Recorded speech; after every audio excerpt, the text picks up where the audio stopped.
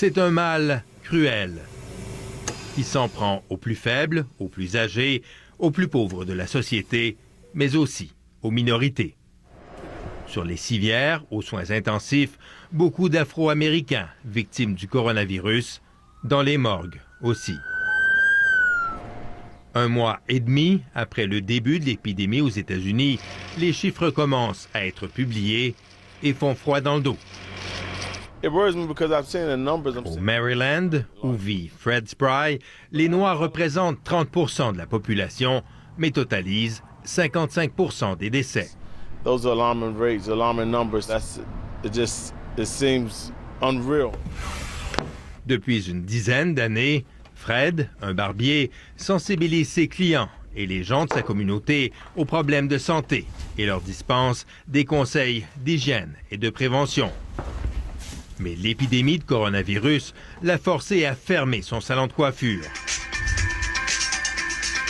C'est donc aujourd'hui sur les médias sociaux qu'il partage des vidéos sur le lavage des mains et l'importance de rester chez soi. Un message qui a pris trop de temps, selon lui, à se propager dans la communauté afro-américaine. La conséquence se compte en milliers de vies. À Milwaukee, 70% des morts sont afro-américains alors qu'ils ne représentent que 26% de la population. Chicago et la Louisiane vivent des situations similaires. Une disproportion qui s'explique en bonne partie par des problèmes de santé très répandus au sein de la communauté noire, comme le diabète et les maladies cardio-respiratoires. C'est du moins ce qu'avance le médecin-chef américain.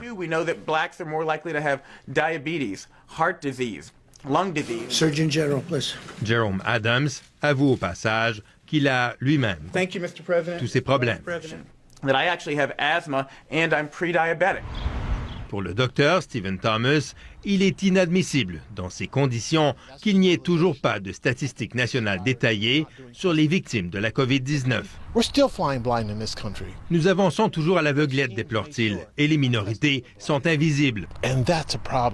Selon lui, la prévalence de la maladie au sein des minorités s'explique aussi en grande partie par la pauvreté. Les gens évitent souvent d'aller à l'hôpital, dit-il, parce qu'ils ont peur de ne pas pouvoir payer la facture.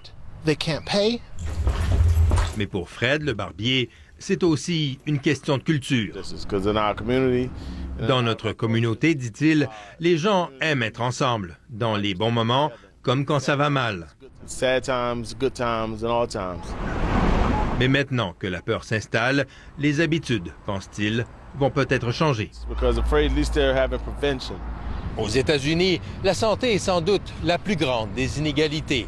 L'espérance de vie des Afro-Américains est déjà de 4 ans inférieure à la moyenne nationale et le coronavirus ne va rien arranger. Ici Jean-François Bélanger, Radio-Canada, Washington.